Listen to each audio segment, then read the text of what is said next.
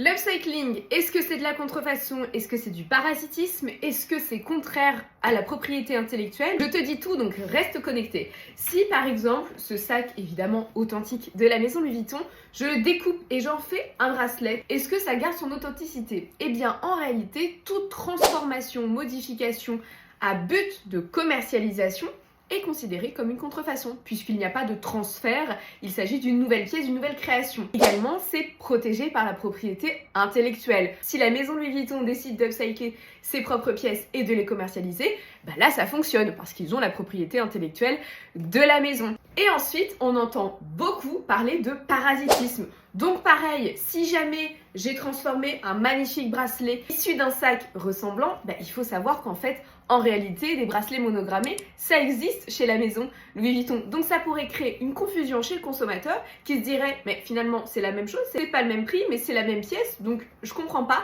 il est perdu et c'est ça le parasitisme. Tu peux aussi avoir du parasitisme en dehors évidemment de l'upcycling, quand vous avez des pièces beaucoup trop ressemblantes, mais pas assez ressemblantes pour que cela soit qualifié comme de la contrefaçon. Donc j'espère t'avoir éclairé et surtout abonne-toi pour ne rien manquer.